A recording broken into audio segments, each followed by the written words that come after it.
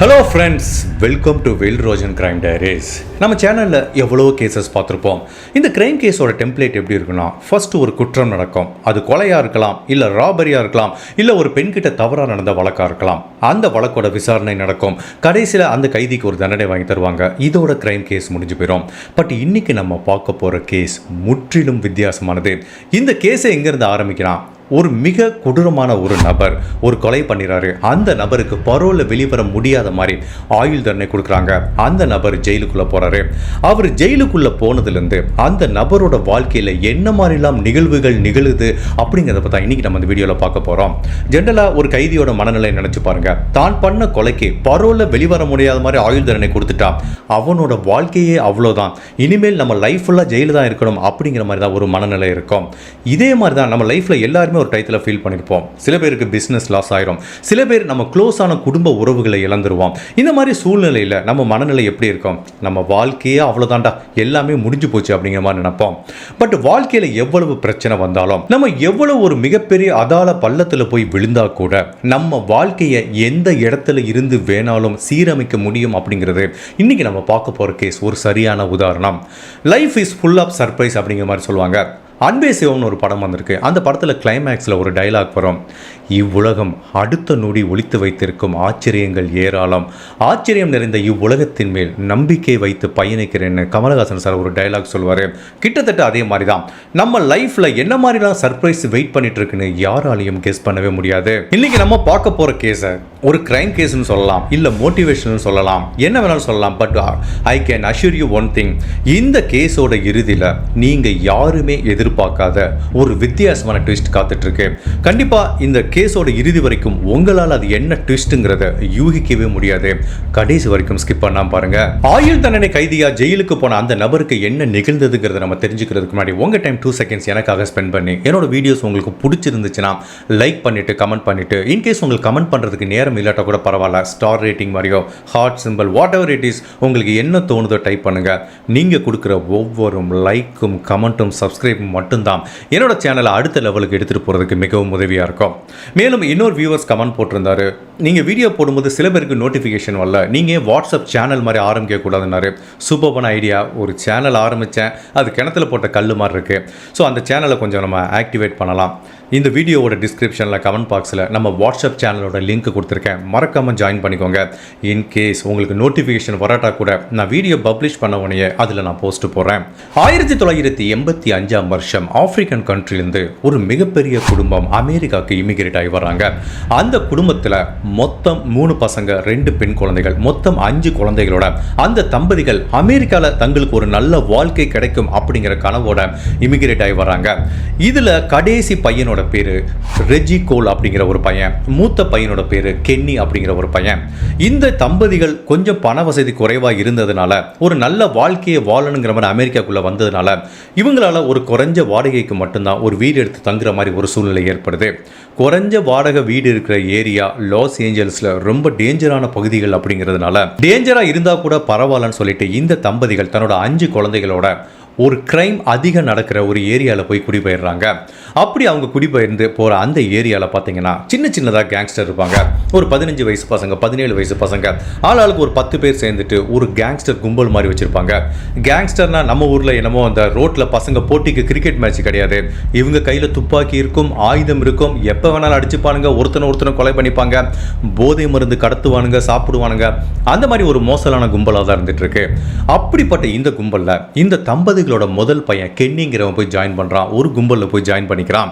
அவனுக்கு நிறைய கெட்ட பழக்கங்கள் வர ஆரம்பிக்குது, போதை மருந்து விற்க ஆரம்பிக்கிறான். அப்போ ஒரு கும்பலுக்கும் இன்னொரு கும்பலுக்கும் சண்டை வரும்போது அந்த ஒரு கும்பல் தாக்குனதுல இந்த தம்பதிகளோட மூத்த பையன் கென்னி ரொம்ப பரிதாபமாக இறந்து போயிடுறான். இந்த தம்பதிகளோட கடைசி பையன் ரெஜி கோல் அப்படிங்கிற அந்த பையனுக்கு தன்னோட சகோதரரோட இழப்பை அக்செப்ட் பண்ணிக்கவும் இல்லை. அவனுக்கு அது மனசுல ஒரு மிகப்பெரிய தாக்கத்தை ஏற்படுத்துது. அப்படி இருந்தா கூட இந்த குடும்பத்தோட வாழ்க்கை கொஞ்சம் கொஞ்சமா நகர ஆரம்பிக்குது. இந்த வீட்டில் இருக்க 2 பெண் குழந்தைகளுக்கும் திருமணம் பண்ணி கொடுத்துறாங்க. அவங்க கணவர் வீட்டில் போய் சந்தோஷமா இருக்காங்க. இந்த ரெஜி கோல் தவிர அவனுக்கு இந்த குடும்பத்தில் இருக்க இன்னொரு பையனும் சரி வெளியூர்ல வேலை கிடைச்சு போய் செட்டில் ஆயிடுறான்.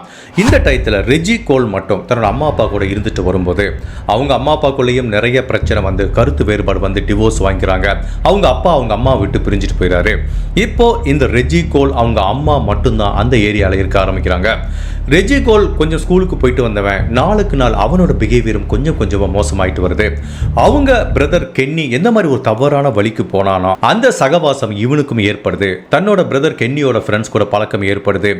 இவனும் போய் அந்த மாதிரி ஒரு கேங்கில் ஜாயின் பண்ணிக்கிறான். இவன் தவறான பாதைக்கு போகிறான். தன்னோட பையன் கென்னிக்கு நிகழ்ந்தது ரெஜி கோலுக்கும் நிகழும் அப்படின்னு தெரிஞ்ச அவங்க அம்மா இவனை எவ்வளவு கண்டிக்க முயற்சி பண்ணா கூட இவன் யார் சொல்றதையும் கேட்குற மாதிரி இல்லை. ரெஜி கோல் இந்த கும்பலோட சேர்ந்து நாளுக்கு நாள் கெட்டு போக ஆரம்பிக்கிறான். ஃபஸ்ட்டு குடிக்கிறது, போதை மருந்து சாப்பிட்றது, போதை மருந்தை சேல் பண்ணுறது, பெண்கள் கிட்ட போயிட்டு வருது, அப்படிங்கிற மாதிரி பல தவறான பழக்க வழக்கங்கள் இவனுக்கு இருந்துட்டு வருது. இந்த மாதிரி சின்ன சின்ன பழக்க வழக்கங்களுக்காக அவன் அடிக்கடி அரெஸ்ட் பண்ணுவான். ஒரு வாரம் போய் ஜெயிலில் இருப்பான், திரும்ப வருவான். இப்படியே பல நாட்கள் போயிட்டு இருக்கும்போது இந்த ரெஜி கோலுக்கு 19 வயசு இருக்கும்போது ஒரு விபச்சாரம் நடக்கிற ஏரியாவுக்கு போகிறான். அங்கே ஒரு நபர் கூட பிரச்சனை ஏற்பட்டு அந்த நபரை சுட்டு கொலை பண்ண குற்றத்துக்காக இந்த ரெஜி கோலுக்கு அமெரிக்க நீதிமன்றத்தில் பரோல்ல வெளிவர முடியாத மாதிரி ஆயுள் தண்டனை கொடுக்குறாங்க. இந்த ரெஜி கோல் அப்படிங்கிற 19 வயசு நபர் தன்னோட ஜெயில் தண்டனை அனுபவிக்கிறதுக்காக யூஎஸ்ல இருக்க காலிபோர்னியா பிரிசன் அப்படிங்கிற ஒரு மிகப்பெரிய உச்சக்கட்ட பாதுகாப்பு இருக்கிற ஒரு பிரிசனுக்கு இவனை கூட்டு போறாங்க. அந்த பிரிசனுக்கு ஜஸ்ட் அது எப்படி இருக்குன்னா ஒரு டெசர்ட்டுக்குள்ள ஐசோலேட்டடா இருக்கிற ஒரு பிரிசன். ஃபர்ஸ்ட் இவனை பஸ்ஸில் கூட்டு போகும்போது இவன் மனசுல 1000 பதட்டங்கள் வருது. தன்னோட எதிர்காலம் எப்படி இருக்கும், தன்னோட வாழ்க்கை ஃபுல்லா இந்த ஜெயில எப்படி இருக்குங்கிற ஒரு பயம் கலந்த உணர்வு இந்த ரெஜி கோலுக்கு வர ஆரம்பிக்குது. அப்படியே ஒரு பதட்டத்தோடு இருக்கும்போது அந்த பஸ் இந்த பிரிசனுக்கு உள்ள போகுது. அந்த பிரிசன் எப்படி இருக்கும்னா மொத்தம் 2 லெவல் ஆஃப் ஃபென்சிங் வச்சுருப்பாங்க. உள்ளுக்குள்ள இன்டர்னல் ஃபென்சிங் ஒன்று வச்சுருப்பாங்க. அந்த ஃபென்சிங்கில் ஏறி தப்பிச்சு போகிறது பெரிய விஷயம். பட் அதில் ஏறி தப்பிச்சு போனால் கூட அவுட்டர் ஃபென்சிங்னு ஒன்று வச்சுருப்பாங்க. அந்த ஃபென்சிங் ஃபுல்லாகவே எலக்ட்ரிஃபைடு, ஃபுல்லாகவே எலக்ட்ரிசிட்டி இருக்கும். இன்கேஸ் யாராவது ஒரு நபர் கைதி தப்பிச்சு போகணுன்ட்டு இந்த உள்ளே இருக்கிற அந்த ஃபென்ஸை தாண்டி வெளியில் இருக்கிற ஃபென்ஸை தொட்டாலே அடுத்த நிமிஷம் சாம்பலாயிருவான். அவ்வளோ தூரம் ஒரு எலக்ட்ரிஃபைடு ஃபென்ஸோட இந்த பிரிசன் ரொம்ப செக்யூரிட்டியோட இருக்கு. இப்போ பஸ்ஸில் இருந்து இவனை கூட்டிட்டு போறாங்க. அதுக்கப்புறம் உள்ள ஃபுல்லாக தரவா செக் பண்ணிட்டு இவனோட உடம்புல எந்த ஒரு ஆயுதமும் இல்லைங்கிறத உறுதிப்படுத்தினதுக்கு அப்புறம் இவனோட செல்லுக்கு இவனை கூட்டிட்டு போறாங்க. ஜென்ரலாக நம்ம புதுசாக காலேஜுக்கு போகிற ஸ்டூடெண்ட்க்கு எப்படி இருக்கும், சீனியரை பார்த்தா கொஞ்சம் பயமா இருக்கும், ராக்கிங் பண்ணுவாங்களான்னு இருக்கும். இதே மாதிரி தான் அந்த ஜெயிலில் இருக்கிற ஒவ்வொரு நபரை பார்த்தா கூட இந்த ரெஜி கோலுக்கு ஒரு பயம் வருது. பிகாஸ் அந்த ஜெயிலில் இருக்க எல்லாருமே மிகப்பெரிய குற்றம் பண்ணிட்டு வந்தவங்க, கொலை அப்படின்னு பக்காவான கிரிமினல்ஸு.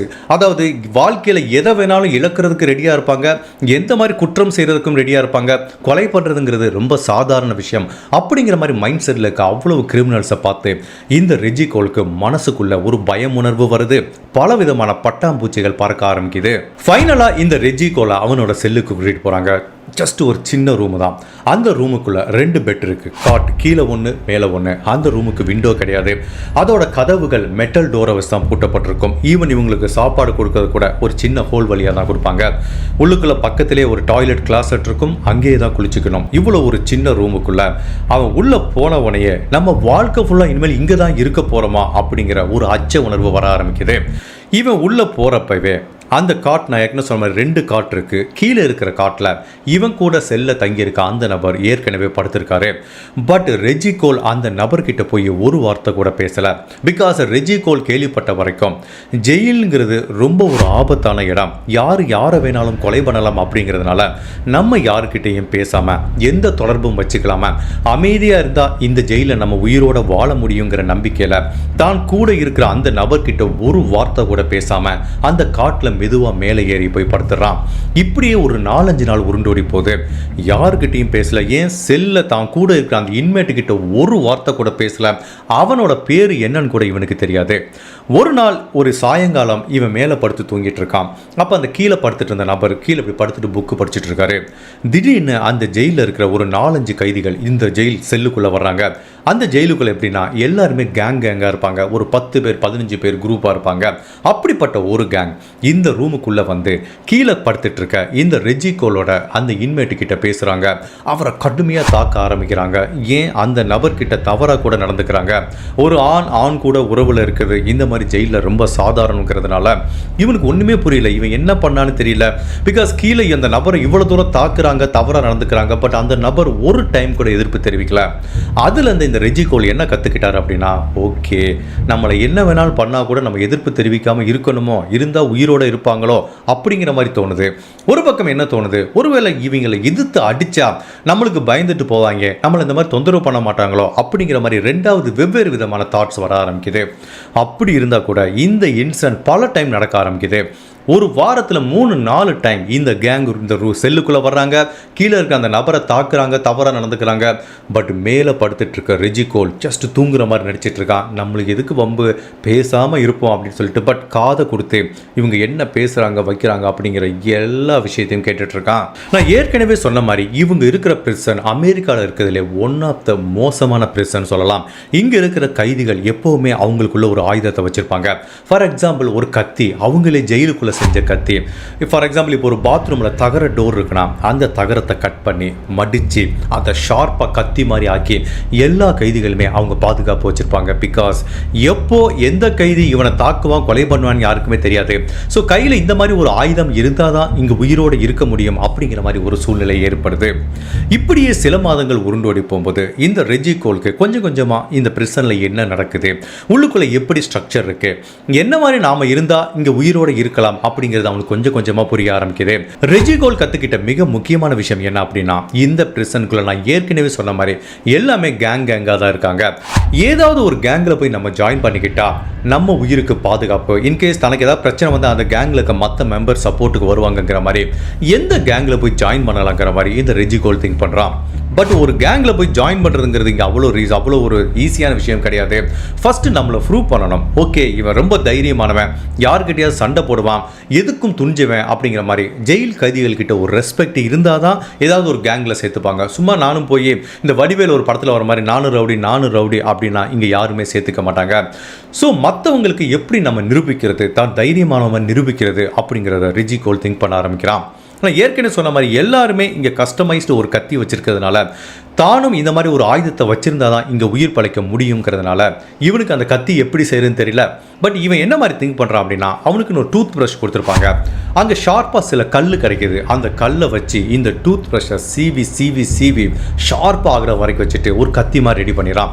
ஓகே இதை வச்சுட்டு நம்மளை யாராவது அட்டாக் பண்ண வந்தால் தன்னை பாதுகாக்க முடியுங்கிற நம்பிக்கையில் எப்போவுமே இந்த டூத் ப்ரஷ்ஷை பக்கத்திலே வச்சுட்டு இருக்கான். இந்த டயத்தில் ஒரு நாள் இவன் தன்னோட ஒவ்வொரு கைதிகளுக்கும் ஜெயிலில் வேலைகள் கொடுப்பாங்க, தன்னோட வேலைகளை முடிச்சுட்டு ஒரு வராண்டா வழியாக நடந்து வந்துட்டு இருக்கான். அப்படி நடந்து வரும்போது ஒரு கும்பல் வர்றாங்க, வந்து இவங்கிட்ட வம்பு பண்ணுறாங்க, அடிக்கிறாங்க, இவனை கடுமையாக தாக்க ஆரம்பிக்கிறாங்க. ஜெயிலில் இதுக்கெல்லாம் ஒரு ரீசனுமே இருக்காது, சும்மாவே ஒரு என்டர்டெயின்மெண்ட்டுக்கே இதை பண்ணுவாங்க. அப்போ இவன் என்ன பண்ணுறான், இப்போ இவங்களை எதிர்த்து நம்ம தாக்கலை அப்படின்னா நம்மளை ரொம்ப வீக்கான பர்சன் நினச்சிப்பாங்க. நம்ம செல்ல இன்மேட்டுக்கு என்ன நினச்சி அவன் எதிர்ப்பு தெரிவிக்கல, தொடர்ந்து வந்து டார்ச்சர் பண்ணிகிட்டே இருந்தாங்க, அதே மாதிரி நாளைக்கு நம்மளையும் பண்ணுவாங்கன்னு இவன் பைக்குள்ளே வச்சிருந்த அந்த ஷார்ப்பான ப்ரஷ்ஷை எடுத்து தன்னை தாக்க வந்த ஒருத்தனோட வயிற்றுல இப்படி சொருகிறான் பாருங்க. அவனுக்கு ரத்தம் வருது. உண்மையிலேயே இவ்வளோ பிரச்சனை நடந்தால் கூட அங்கே இருக்க காட்ஸ் யாருமே கண்டுக்க மாட்டாங்க. அன்லஸ் அன்டில் ஏதாவது ஒரு கைதி இறந்து போனால் தான் இதை வந்து ஒரு சீரியஸாக எடுத்து பண்ணுவாங்க, மற்றபடி என்னமோ பண்ணுங்களான்னு விட்டுட்டு போயிடுவாங்க. இப்போ இவன் இடுப்பில் குத்துனதுக்கப்புறமா அந்த கைதி வலியால் துடிக்கிறான், பயந்துட்டு ஓடி போயிடான். அந்த கேங் மெம்பர் இதை எதிர்பார்க்கவே இல்லை. ஸோ இவன் பண்ண ஆக்டிவிட்டியை அந்த ஜெயிலில் சுற்றி இருக்க எல்லாருமே பார்க்குறாங்க, பார்த்து பயங்கரமாக கிளாப் பண்ணுறாங்க. அப்போ இவனுக்கு ஒரு ரெஸ்பெக்ட் கிடைக்குது. அப்படி கிடைச்ச ரெஸ்பெக்டை யூஸ் பண்ணிக்கிட்டு அந்த ஜெயிலில் நிறைய கேங் இருந்தால் கூட கேங் 49ங்கிற மாதிரி ஒரு மிகப்பெரிய கேங் இருக்குது. அந்த கேங் மெம்பர்ஸ் இவனை அவங்களோட சேர்த்துக்கிறதுக்கு எஸ்ன்னு சொல்கிறாங்க. இப்போ தான் இவனுக்கு ரெஜி கோலுக்கு நிம்மதியாக இருக்குது. சரி ஒரு கேங்கில் நம்மளுக்கு இப்போ இடம் கிடைச்சிருக்கு, நாளைக்கு நம்மளுக்கு ஏதாவது பிரச்சனை வந்தாலோ தன்னை கொலை பண்ண வந்தாலோ இந்த கேங் மெம்பர் நம்மளை காப்பாற்றுவாங்கன்ட்டு இந்த ரெஜி கோலோட வாழ்க்கை அந்த பிரிசனில் அமைதியாக போயிட்டு இருக்கு. ஜென்ரலாக ஒரு கூட்டம்னு இருந்தாலே தலைவன் ஒன்று இருப்பான். அதுவும் இந்த ஜெயிலில் இருக்கிறது எல்லாருமே பக்கமான கிரிமினல்ஸ், டேஞ்சரான கிரிமினல்ஸ். இந்த ஜெயிலுக்குனே ஒரு தலைவன் ஒரு நபர் இருக்கான், எடி கிளார்க் அப்படிங்கிற ஒரு நபர். அந்த எடி கிளார்க்குக்கு 34 வயசு ஆகுது. பட் இந்த 34 வயசில் 20 வருடங்கள் அவன் ஜெயிலில் இருந்திருக்கான். அவனோட பேக்ரவுண்டை பற்றி சொன்னோன்னா, அவனுக்கு 12 வயசு இருக்கும்போதே அவன் கூட படிக்கிற ஒரு பையன்கிட்ட கடுமையாக தாக்கி நடந்து அவனோட 12வது வயசுலேயே ஒரு கொலை பண்ணியிருக்கான். அந்த கொலைக்காக சிறுவர் சீர்திருத்த பள்ளியில் போய் பல வருடங்கள் இருந்து வெளியில் வந்ததுக்கப்புறம் வயசான ஒரு பாட்டி வீட்டில் தனியாக இருக்காங்க. அந்த வீட்டை கொள்ளையடிக்க போகும்போது அந்த பாட்டியை கொலை பண்ண குற்றத்துக்காக இந்த எடி கிளார்க்குக்கு அவனோட 15வது வயசுலேயே பரவல வெளிவர முடியாத மாதிரி ஆயுள் தண்டனை கொடுக்குறாங்க. இப்போ இந்த எடி கிளார்க்குக்கு 35 வயசு ஆகுது. பட் கடந்த 20 வருடங்களாக ஜெயிலில் இருக்கிறதுனால இந்த ஜெயிலில் ஒரு மிகப்பெரிய சாம்ராஜ்யத்தை அவன் கிரியேட் பண்ணி வச்சிருக்கான். இந்த ஜெயிலில் அவனை பார்த்து பயப்படாத நபர்களே கிடையாது. 10-15 கேங் இருக்காங்க. யார் இருந்தாலும் சரி, எல்லாருமே இந்த எடி கிளார்க்குக்கு முன்னாடி மண்டிட்டு தான் ஆகணும். கைதிகள் மட்டுமல்ல, ஈவன் அங்க வேலை பார்க்குற கார்ட்ஸ் கூட இந்த எடி கிளார்க்கை கண்டாலே பயப்படுவாங்க. அவங்கிட்ட எதுவுமே வச்சுக்க மாட்டாங்க. அவன் இன்னொரு கைதியை போய் அட்டாக் பண்ணாலோ சண்டை போட்டாலோ எதுவுமே கண்டுக்காம போயிடுவாங்க. இந்த எடி கிளார்க்கை மீறி இந்த ஜெயிலில் எந்த ஒரு விஷயமே நடக்காது. இன்கேஸ் அவனை யாராவது பகைச்சிக்கிட்டாங்க அப்படின்னா கண்டிப்பாக இந்த ஜெயிலில் அவங்க உயிரோடு இருக்கிறதுக்கு வாய்ப்பு இல்லை. இப்போ இந்த எடி கிளார்க் அப்படிங்கிற நபரை பற்றி இந்த ரிஜிக்கு நல்லாவே தெரிஞ்சிருக்கு. அதனால் அவனோட கண்ணில் படாமல் பல வருடங்கள் மறைஞ்சே ஒரு வாழ்க்கையை வாழ ஆரம்பிக்கிறான். தேவையில்லாமல் அவன் கண்ணில் பட்டா ஒரு அட்டென்ஷன் கிடைக்கும், தான் யாருன்னு விசாரிப்பான், அவனால் தனக்கு நிறைய பிரச்சனை வரும்னு சொல்லிட்டு ரெஜி விலகியே ஒரு வாழ்க்கையை வாழ ஆரம்பிக்கிறான். இப்படியே ஜெயிலில் இந்த ரெஜியோட வாழ்க்கை உருண்டோடி போது அவன் ஜெயிலுக்கு வந்து கிட்டத்தட்ட 4 வருடங்கள் ஆகுது. அவன் ஜெயிலுக்கு வரும்போது அவனுக்கு 19 வயசு. இப்போ கிட்டத்தட்ட 23 வயசு ஆகுது. ஜெயிலுக்கு வரும்போது ஒல்லியாக இருப்பான். பட் இந்த ஜெயில் வாழ்க்கையில் அவன் என்ன கற்றுக்கிட்டானா, மனபலம் மட்டுமல்ல உடல் பலமும் இருந்தால் தான் இங்கே நிறைய பேர் கூட சண்டை போட்டு தன்னோட வாழ்க்கையை காப்பாற்றிக்க முடியுங்கிறதுனால அவனோட மசில்ஸ் பாடி எல்லாத்தையும் இந்த 4 வருடங்கள் டெவலப் பண்ண ஆரம்பிக்கிறான். 24 வயசு ஆகும்போது பார்க்க ஜைஜாண்டிக்கா அவ்வளவு பாடி பில்டிங்கோட இன்னுமே அந்த கேங் 49ஓட ஒரு பீஸ்ஃபுல்லான வாழ்க்கையை வாழ்ந்துட்டு இருக்கான். ரெஜி இந்த ஜெயிலில் ஒரு நல்ல பையனாக மாறி அவன் வந்து ஜெயில் வாழ்க்கையில் நிறைய சட்ட புத்தகங்களோட படித்து சட்டங்கள் கற்றுக்கிட்டு தான் என்னதான் ஒரு கிரிமினலாக உள்ளே வந்தால் கூட ஒரு நல்ல மனிதனாக மாறுறதுக்கு இந்த ரெஜி முயற்சி பண்ணிட்டு இருக்கான். பட் இந்த ஜெயிலில் நம்பர் 1 கேங்ஸ்டராக இருக்கிற எடி கிளார்க் அப்படிங்கிறவனோட பிஹேவியர் நாளுக்கு நாள் மோசமாயிட்ட போகுது. ஜெயிலுக்குள்ளே அவனுக்கு எல்லாத்துக்குமே ஆக்சஸ் இருக்குது. ட்ரிங்க்ஸ் சாப்பிட்றதுக்கு ஆக்சஸ் இருக்குது, போதை மருந்து சாப்பிட்றதுக்கு ஆக்சஸ் இருக்குது. ஈவன் போதை மருந்துகளை கடத்துகிற பிஸ்னஸை அவன் ஜெயிலேருந்தே ரன் பண்ண முடியுது. அந்த அளவுக்கு ஒரு மோஸ்ட் பவர்ஃபுல் ஒரு பிஸ்னஸ் மேனாக ஜெயிலுக்குள்ளே இருந்துட்டு இருக்கான். பட் இவன் குடிப்பழக்கத்துக்கும் போதை மருந்து பழக்கத்துக்கும் நாளுக்கு நாள் அடிமையாகி இந்த எடி கிளார்க்கோட பிஹேவியரை சேஞ்ச் ஆக ஆரம்பிக்குது. ஈவன் அவனோட கேங் மெம்பரே போய் அவங்ககிட்ட பேசுறதுக்கு பயப்படுறாங்க. ஏதாவது ஒரு சின்ன விஷயம் அவனை ட்ரிகர் பண்ணுற மாதிரி பேசினா அவனோட கோபத்தை சம்பாதிக்க நேரிடும்.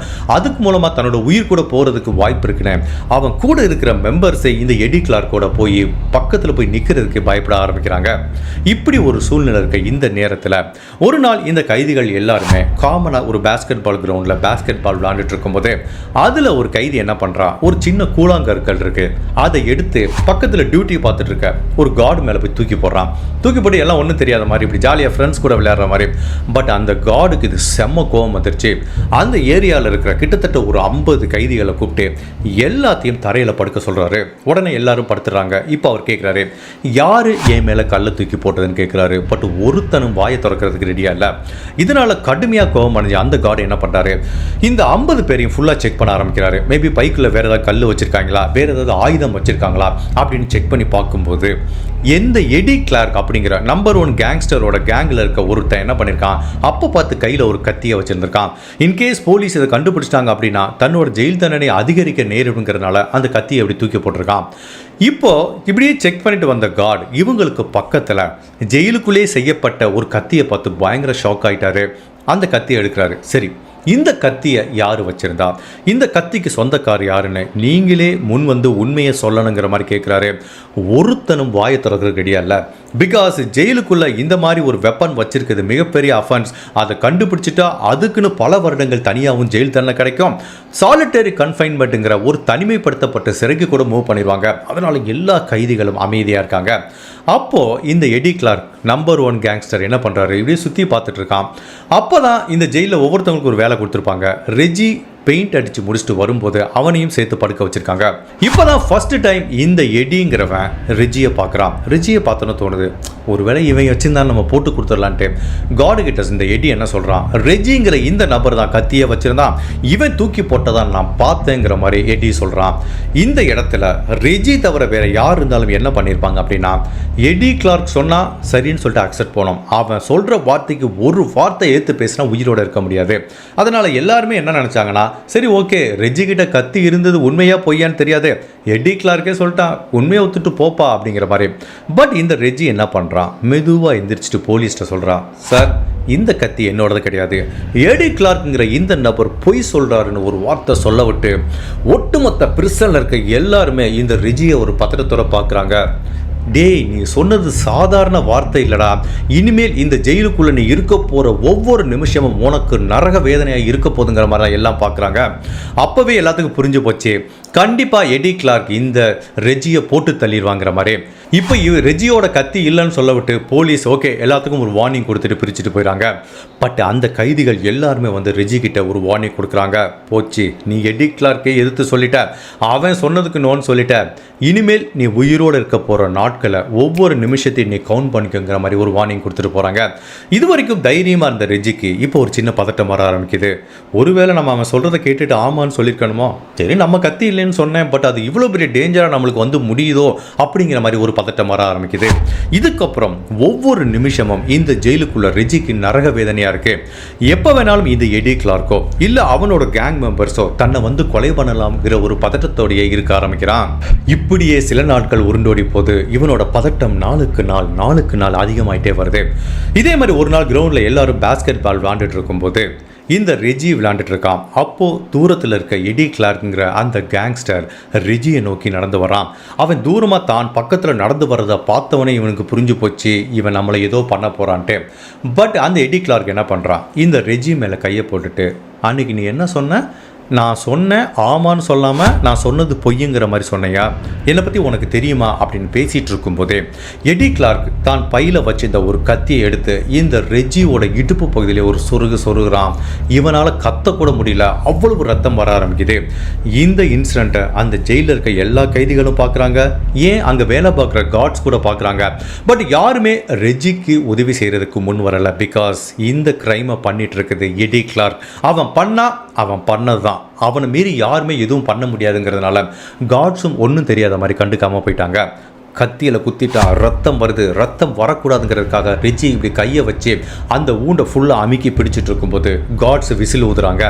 ஓகே உங்கள் டைம்லாம் முடிஞ்சது, எல்லாருமே அவங்கவுங்க செல்லுக்கு போனோம், எல்லாம் வரிசையாக வந்து நில்லுங்கிற மாதிரி சொல்கிறாங்க. ஒவ்வொரு டைமும் இந்த மாதிரி பொதுவெளிக்கு போயிட்டு அவங்கவுங்க செல்லுக்கு போகும்போது ஃபுல்லாக செக் பண்ணுவாங்க, அவங்க உடம்புல வேறு ஏதாவது ஆயுதம் இருக்கா அப்படின்னு சொல்லிட்டு. அப்படி ஒவ்வொருத்தராக செக் பண்ணிட்டு வராங்க. எடி கிளார்க் இப்படி முன்னாடி கியூவில் நிற்கிறான். அவனுக்கு பின்னாடி ஒரு 4 பேர் தள்ளி தான் இந்த ரெஜி நின்றுட்டு இருக்கான். பட் ரெஜியோட உடம்புல ரத்தம் வருது, வலி தாங்க முடியல. அதை முன்னாடி இருந்து இப்படி எடி கிளார்க் திரும்பி பார்த்து ரசிக்கிறான். என்கிட்டயா நீ வச்சுக்கிட்ட, நல்லா அனுபவிடா அப்படிங்கிற மாதிரி. இப்படி போலீஸ் ஒவ்வொருத்தரா செக் பண்ணிட்டு வரும்போது இந்த ரெஜி கிளார்க் என்ன பண்ணான்னு தெரியல, தான் கையில் ஒரு கத்தியை மறைச்சி வச்சுருந்தான். அந்த கியூலேருந்து அப்படியே மெதுவாக நகர்ந்து வந்து கண்ணிமிக்கும் நேரத்தில் யாருமே எதிர்பார்க்காம வேகமாக ஓடி வந்து எடி கிளார்க்கோட கழுத்தில் இப்படி பிடிச்சி தான் கத்தியை கையில் வச்ச கத்தி எடுத்து அவனோட கழுத்திலே ஒரு சொருகுனா. என்ன நிகழ்ந்ததுங்கிறத ஒரு நொடி பொழுது கூட யாராலையும் கணிக்க முடியல. இந்த ஜெயிலே நம்பர் 1 கேங்ஸ்டரை அவன் பக்கத்தில் நின்று பேசவே எல்லாரும் பயப்படுற அவ்வளோ பெரிய கேங்ஸ்டரை இந்த ரெஜி கழுத்திலே குத்தி அந்த இடத்துல கொலை பண்ணுறான். கழுத்துலேருந்து ரத்தம் பீறிட்டு வருது, மூச்சு விட கஷ்டப்பட்டு எடி அந்த இடத்துலையே இறந்து போயிடறான். இதை தூரத்துலேருந்து பார்த்து இந்த காட்ஸ் உடனே வந்து இந்த ரெஜியை அரெஸ்ட் பண்ணுறாங்க. பட் ரெஜி யாருமே தாக்கவும் விரும்பலை, யாருக்கிட்டையும் சண்டை போடவும் விரும்பலை. அப்போ அவன் காட்கிட்ட என்ன சொல்கிறான், இது ஒரு செல்ஃப் டிஃபென்ஸ், என்ன இவன் கத்தியால் குத்திட்டான், இவங்கிட்டேருந்து என்னோட உயிரை காப்பாற்றிக்கிறதுக்கு எனக்கு வேறு வழி தெரியல, அதனால தான் இந்த எடி கிளார்க்கை நான் கொலை பண்ணுற மாதிரி ஒரு சூழ்நிலை வந்ததுங்கிற மாதிரி எந்த ஒரு பிரச்சனையும் பண்ணாமல் போலீஸ்கிட்ட சரணடைகிறான். இவன் ஏற்கனவே பண்ண கொலைக்காக ஆயுள் தண்டனை கைதியாக உள்ளே வந்தவன் இப்போ இன்னொரு கொலை பண்ணியிருக்கான். அப்படின்னா இவனுக்கு என்ன தண்டனை கொடுப்பாங்க, 2 கொடுப்பாங்க. ஒன்று மரண தண்டனை கொடுக்கறதுக்கு வாய்ப்பு இருக்குது, அப்படி இல்லைன்னா இவன் ரொம்ப டேஞ்சரான பர்சன் அப்படின்னு சாலிட்டரி கன்ஃபைன்மெண்ட், தனிமைப்படுத்தப்பட்ட சிறையில் அவன் வாழ்நாள் ஃபுல்லாக இருக்க வேண்டிய ஒரு சூழ்நிலை வரலாம்ங்கிற மாதிரி தான் இருக்குது. இப்போ இந்த எடி கிளார்க்கை கொலை பண்ண குற்றத்துக்காக இவன் மேலே வழக்கு பதிவு செஞ்சு அந்த விசாரணை வர்ற வரைக்கும் டெம்பரவரியாக அவனை சாலிட்டரி கன்ஃபைன்மெண்ட்டில் வைக்கிறாங்க. ஈவன் அந்த வழக்கு நடக்கிறதுக்கு பல வருடங்கள் ஆனால் கூட இவன் 1 or 2 years அந்த சாலிட்டரி கன்ஃபைன்மெண்ட்டில் இருந்துட்டு வரான். இந்த டயத்தில் இவனோட ட்ரையலுக்காக கோர்ட்டில் எல்லாம் ரெடி பண்ணிட்டு இருக்கும்போது இந்த ரெஜி சார்பாக வாதாடுறதுக்கு ஒரு வக்கீல் வேணும். பட் இந்த ரெஜியோட மனநிலை எப்படி இருக்குது, தான் ஏற்கனவே பண்ண ஒரு கொலைக்கு பரவலில் வெளிவர முடியாமல் ஆயுள் தண்டனை இருக்கேன், வாழ்க்கை ஃபுல்லாக ஜெயிலில் தான் இருக்க போகிறேன். இப்போ இன்னொரு லாயர் ஹையர் பண்ணி என்ன செய்ய போகிறீங்க, சாலிட்டரி கன்ஃபைன்மெண்ட் இல்லை என்னென்ன கொலை பண்ணுவீங்களா பண்ணிக்கோங்க அப்படிங்கிற மாதிரி ஒரு விரக்தியான மைண்ட் செட்டில் தான் இந்த ரெஜி இருக்கான். அப்போது ஒரு செட் ஆஃப் லாயரோட டாக்குமெண்ட்ஸை கொடுத்து அவன்கிட்ட கேட்குறாங்க, இதில் ஏதாவது ஒரு லாயரை நீ சூஸ் பண்ண அப்படின்ட்டு. இவன் என்னடா அப்படின்ட்டு ஜஸ்ட் ஒரு லாயரோட ப்ரொஃபைலை செலக்ட் பண்ணி போலீஸ் கையில் கொடுக்குறான். பட் இந்த லாயர் இந்த ரெஜியோட வாழ்க்கையில் ஒரு மிகப்பெரிய மாற்றத்தை உண்டு பண்ண போகிறாரு அப்படிங்கிறது இப்போ ரெஜிக்கு தெரிஞ்சிருக்க வாய்ப்பில்லை. பட் இதுக்கப்புறம் இந்த ரெஜியோட வாழ்க்கையில் என்ன நிகழ்ந்ததுங்கிறது நம்ம கற்பனையில் கூட நினச்சி பார்க்க முடியாது.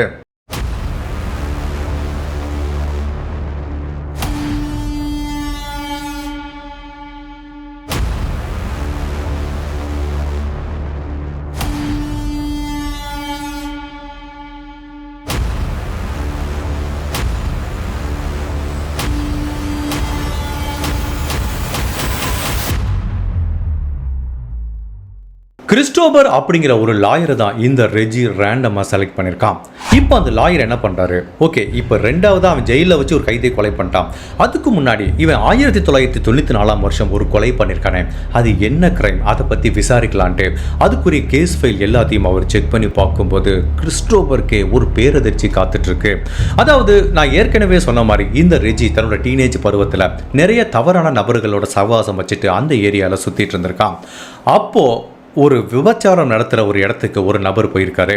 அந்த நபர் விபச்சாரம் நடக்கிற இடத்துக்கு போயிட்டு வெளியில் வரும்போது அந்த பக்கம் வந்த ஒரு நபர்கள் அவரை சுட்டு கொலை பண்ணியிருக்காங்க. இந்த கொலையை அந்த விபச்சாரம் பண்ணிட்டு இருக்க மேனேஜர், அந்த விபச்சார விடுதிக்கு ஓனர் அவர் பார்த்துருக்காரு. அப்போ அவர் போலீஸ்கிட்ட என்ன சொல்லியிருக்காரு அப்படின்னா, இந்த நபர் கொலை செய்யப்பட்டப்போ ரெஜி தன்னோட 2-3 ஃப்ரெண்ட்ஸ் கூட நடந்து வந்தான், ஸோ அவங்க தான் சுட்டு கொலை பண்ணியிருக்கிறதுக்கு வாய்ப்பு இருக்குங்கிற மாதிரி கோர்ட்டில் அந்த விபச்சார விடுதியோட ஓனர் ஒரு மிகப்பெரிய சாட்சியாக இருந்து தான் ரெஜிக்கு தண்டனை வாங்கி கொடுத்துருக்காரு. பட் இந்த வழக்கை ஃபுல்லாக விசாரித்த அந்த கிறிஸ்டோபருங்கிற லாயர் என்ன பண்ணுறாரு அப்படின்னா, இந்த வழக்கில் ஒரு மிகப்பெரிய ஓட்டை இருக்கிறத பார்க்குறாரு. அந்த விபச்சார விடுதி ஓனர் என்ன சொன்னார், அந்த நபர் இப்படி நடந்து வந்தார், எதிர்த்தாப்புல ரெஜி தன்னோட ஃப்ரெண்ட்ஸ் கூட வரும்போது நேருக்கு நேர் சுட்டான் அப்படிங்கிற மாதிரி தான் அவர் சாட்சியில் சொல்லியிருந்தார். பட் ஃபாரன்சிக் ரிப்போர்ட்டில் எப்படி இருக்குது அப்படின்னா, கொலை செய்யப்பட்ட அந்த நபரோட தலைப்பகுதியில் இந்த டைரெக்ஷனில் துப்பாக்கி குண்டு பாஞ்சிருக்கு. அதுக்கு என்ன அர்த்தம் அப்படின்னா, அந்த நபர் கீழே இருக்காரு, பக்கத்தில் இருக்க பில்டிங்கில் இருக்க 2வது மாடியில தான் அந்த துப்பாக்கி குண்டுகள் வந்திருக்கு. அப்படி துப்பாக்கி குண்டுகள் வந்து அந்த நபர் கொலை செய்யப்பட்டா இந்த பக்கம் இருக்கிற ரெஜி எப்படி சுட்டு கொலை பண்ணியிருக்க முடியுங்கிற மாதிரி கிறிஸ்டோபர் ஒரு மிக முக்கியமான வாதத்தை கோர்ட்டுக்கு எடுத்துட்டு போறாரு. அப்ப திரும்ப அந்த விபச்சார விடுதி மேனேஜர் கூப்பிட்டு விசாரிக்கும் போது அவர் என்ன சொல்றாரு அப்படின்னா, இந்த வழக்கை ஒரு லேடி டிடெக்டிவ் தான் ஹேண்டில் பண்ணாங்க, அவங்களுக்கு இதுதான் முதல் வழக்கு, இந்த வழக்கை எப்படியாவது சால்வ் பண்ணணுங்கிறக்காண்டி என்ன பொய்யா சாட்சி பண்ண சொன்னாங்க. அப்படி இந்த ரெஜிக்கு அகைன்ஸ்டா நீ பொய்யா கோர்ட்டில் ஒரு சாட்சி சொன்னேன்னா நீ விபச்சார விடுதி நடத்துறத நான் எந்த பிரச்சனையும் இல்லாமல் டிஸ்டர்ப் பண்ண மாட்டேன், நீ உன் பிஸ்னஸை கண்டினியூ பண்ணுங்கிற மாதிரி அந்த லேடி போலீஸ் ஆஃபீஸரோட ஒரு டீலிங் போட்டிருக்காங்க. அதனால தான் நான் போய் தவறாக ரெஜிக்கு அகைன்ஸ்டாக சாட்சி சொன்னேன். பட் எந்த ஒரு சூழ்நிலையும் ரெஜி தான் இந்த நபரை சுட்டு கொலை பண்ணாருங்கிறத நான் பார்க்கவே இல்லைங்கிற மாதிரி சொல்கிறார். இந்த ஒரு மிக முக்கியமான ஃபாரன்சிக் தடயத்தை கோர்ட்டில் எடுத்துட்டு போய் விசாரணை பண்ணும்போதுதான் தான் பண்ணாத ஒரு குற்றத்துக்காண்டி தான் இந்த ரெஜி ஆயுள் தண்டனை அனுபவிச்சு ஜெயிலுக்குள்ள வந்திருக்கான் அப்படிங்கிறது தெரிய வருது. இப்போ அந்த வழக்கை விசாரித்த நீதிபதிகள் ரெஜி அந்த கொலையை பண்ணலை அப்படிங்கிறத உறுதி செஞ்சு அந்த கேஸில் ரெஜி நிரபராதிங்கிற மாதிரி தீர்ப்பு சொல்கிறாங்க.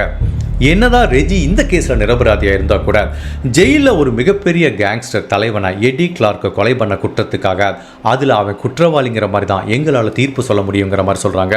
பட் கிறிஸ்டோபர் என்ன மாதிரி வாதாடுறாரு அப்படின்னா, தன்னோட டிஃபென்ஸ்க்காகவும் தன்னோட உயிரை காப்பாற்றிக்கணுங்கிறக்காண்டி தான் எடி கிளார்க்கை கொலை பண்ணியிருக்காரு அப்படிங்கிற மாதிரி ஒரு வாதத்தை வச்சா கூட, அது உண்மையான ஒரு வாதமாக இருந்தால் கூட கோர்ட்டில் இந்த 2வது எடி கிளார்க்கை கொலை பண்ண குற்றத்துக்காக இந்த ரெஜிக்கு 10 வருஷம் சாலிட்டரி கன்ஃபைன்மெண்ட்டில் தண்டனை கொடுக்குறாங்க.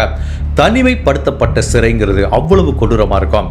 பிகாஸ் ஒரு செல்லுக்குள்ளேயே இருந்தால் ஒரு இன்மேட் இருப்பாங்க, கொஞ்சம் நேரம் பேசலாம், வெளியில் போய் ஃபுட்பால் ஆடலாம், ஏதாவது ஜெயிலில் ஒர்க்கு தருவாங்க செய்யலாம், மைண்டு ரிலாக்ஸ் ஆகும். பட் சாலிட்டரி கன்ஃபைன்மெண்ட்னா 24 மணி நேரம் ஜெயிலுக்குள்ளே இருக்கணும், சுற்றி யாருமே இருக்க மாட்டாங்க. ஏன் நமக்கு சாப்பாடு கொடுக்க வர்ற காட்ஸ் கூட நம்மகிட்ட பேச மாட்டாங்க, ஜஸ்ட் ஓப்பன் பண்ணிவிட்டு தள்ளி விட்டுட்டு போயிட்டே இருப்பாங்க. ஸோ யார் கூடயும் பேசாமல் தனிமையாக இருக்கிற ஒரு ஜெயிலுக்கு பேர் தான் சாலிட்டரி கன்ஃபைன்மெண்ட். ஏற்கனவே இவன் எடி கிளார்க்கை கொலை பண்ணதுக்கப்புறம் அவனோட சாலிட்டரி கன்ஃபைன்மெண்ட்டில் போட்டாங்க. இந்த வழக்கோட விசாரணைகள் பல வருடங்கள் நடந்துட்டுருக்கு. கிட்டத்தட்ட எடி கிளார்க்கை கொலை பண்ணதுக்கப்புறம் 8 வருடம் இவன் ஏற்கனவே சாலிட்டரி கன்ஃபைன்மெண்ட்டில் தான் இருந்திருக்கான். இப்போ 10 வருடங்கள் அவனுக்கு தண்டனை கொடுத்ததுனால மேலும் 2 வருடங்கள் சாலிட்டரி கன்ஃபைன்மெண்ட்டில் இருந்தால் இந்த ரெஜி சுதந்திர பறவையா ஜெயிலேருந்து வெளியில் போகலாங்கிற மாதிரி ஒரு சூழ்நிலை ஏற்படுது. ஃபைனலாக தன்னோட மேலும் 2 வருட சிறை தண்டனையை சாலிட்டரி கன்ஃபைன்மெண்ட்டுக்குள்ளே அனுபவிச்சதுக்கப்புறம் இப்போ இந்த ரெஜி சுதந்திர பறவையா ஜெயிலேருந்து வெளியில் வர்றான். அப்படி வெளியில் வந்த இந்த ரெஜி வந்தவனே பண்ண முதல் வேலை போலீஸ் டிபார்ட்மெண்ட் மேலே ஒரு வழக்கு பதிவு செய்கிறான். தான் பண்ணாத ஒரு கொலைக்காக எனக்கு ஆயுள் தண்டனை கைதியாக உள்ள அனுப்பி என்னோட வாழ்க்கையை சீரழிச்சிட்டாங்கன்னு சொல்லி ஒரு வழக்கு பதிவு செஞ்சதுக்கப்புறம் அதுக்கு காம்பன்சேஷனாக $5.2 மில்லியன் கிடைக்குது. இனிமேல் என்னதான் இவ்வளோ வருஷம் ஒரு 16 வருஷம் ஜெயிலில் கஷ்டப்பட்டா கூட இனிமேல் இந்த பணத்தை வச்சுட்டு இந்த ரெஜியோட வாழ்க்கை சந்தோஷமாக இருக்கும். இந்த ரெஜியோட வாழ்க்கையை எடுத்து பார்த்தீங்கன்னா நம்ம லைஃப் எவ்வளோ கிரேசி எவ்வளோ வித்தியாசமானதுன்னு தெரிய வரும். தான் பண்ணாத ஒரு கொலைக்காக ஜெயிலுக்கு போனவன் ஜெயிலில் தான் பண்ண ஒரு கொலையினால தான் வெளியில் வந்திருக்கான். பட் ஜஸ்ட் திங்க் பண்ணி பாருங்க, இவன் ஜெயிலில் எடி கிளார்க் அப்படிங்கிற அந்த கைதியை கொலை பண்ணல அப்படின்னா கண்டிப்பாக இந்த வழக்கை விசாரிக்க கிறிஸ்டோபர் வந்திருக்க மாட்டாரு. இவன் ஃபர்ஸ்ட் பண்ணது கொலை இல்லை, அது இவன் அதை பண்ணலை அப்படிங்கிறது நிரூபிச்சிருக்க முடியாது. இப்போ வரைக்கும் இவன் ஜெயிலேருந்து வெளியில் வந்திருக்க முடியாது. ஸோ ஒரு இன்னசென்ட் மேனா நான் ஜெயிலுக்குள்ளே போனேன், பட் ஒரு கொலைகாரனா நான் வெளியில் வந்திருக்கேங்கிற மாதிரி தான் இந்த ரெஜி சொல்கிறாரு. இந்த கேஸை படித்து பார்க்கும்போது அந்த ரெஜியோட மனநிலை நினச்சி பார்த்தா ஒரு கிரைமை பண்ணிட்டு பரோலில் வெளிவர முடியாத ஒரு ஆயுள் தண்டனை கைதி அவன் ஜெயிலுக்குள்ளே போகும்போது மனநிலை எப்படி இருக்கும்? கடைசி வரைக்கும் தன்னோட வாழ்க்கை இந்த ஜெயிலில் தான் இருக்கும் அப்படிங்கிற மாதிரி நினச்சிட்டு இருப்பான். அப்போ போய் ஜெயிலில் இருக்க இன்னொரு கைதியை கொலை பண்ணிட்டா அது மேலும் பிரச்சனைக்கு உண்டு பண்ணுற மாதிரி, அப்போ தன்னோட வாழ்க்கையே முடிஞ்சு போச்சு அப்படிங்கிற மாதிரி கூட அவன் நினச்சிருப்பான். பட் அப்படி இருந்தால் கூட கிறிஸ்டோபர் அப்படிங்கிற ஒரு லாயர் மூலமாக அவனோட வாழ்க்கையை காப்பாற்றப்பட்டிருக்கு. இந்த மாதிரி தான் நம்ம லைஃப்பில் எல்லா பிரச்சனை, நிறைய பிரச்சனை வரும். அப்படி எல்லாமே நம்ம கழுத்தில் கத்திய வைக்கிற மாதிரி ஒரு சூழ்நிலை வரும். நம்ம வாழ்க்கையே அவ்வளோதாண்டா முடிஞ்சு போச்சு அப்படின்னு நம்ம நினைக்காம நம்பிக்கையாக இருந்தால் இந்த ரெஜிங்கிற ஒரு கொலைகாரனுக்கு கிறிஸ்டோபர் அப்படிங்கிற ஒரு லாயர் வந்த மாதிரி கண்டிப்பாக நம்மளுக்கும் வாழ்க்கையில் நம்ம பிரச்சனையிலேருந்து நம்மளை காப்பாற்றுறதுக்காக ஒரு சூழ்நிலை வரும். வாழ்க்கையில் எந்த டயத்துலையும் நம்பிக்கை விடாமல் நம்ம போராடணும் அப்படிங்கிறதுக்கு இந்த கேஸ் ஒரு சரியான உதாரணம். இந்த கேஸோட முன்னுரையில் நான் சொன்ன மாதிரி இவ்வுலகம் ஒளித்து வைத்திருக்கும் ஆச்சரியங்கள் ஏராளம். ஆச்சரியம் நிறைந்த இவ்வுலகத்தின் மேல் நம்பிக்கை வைத்து பயணிப்போம். லைஃப்பில் எப்போவுமே கான்ஃபிடென்ஸை விடாதீங்க, மனசை தளர விட்டுறாங்க. என்னைக்காவது ஒரு நாள் நம்மளுக்கு நல்லது நடக்கும் அப்படிங்கிற நம்பிக்கையோட இந்த வாழ்க்கையில் பயணிப்போம். இந்த ரெஜிங்கிற இந்த கைதியோட வாழ்க்கையை பற்றி நீங்கள் என்ன நினைக்கிறீங்க? உங்களோட கருத்தை மறக்காமல் இந்த வீடியோவில் பதிவு பண்ணுங்கள். இந்த மாதிரி அனதர் கேஸில் உங்களை சந்திக்கிறேன். Till then, bye.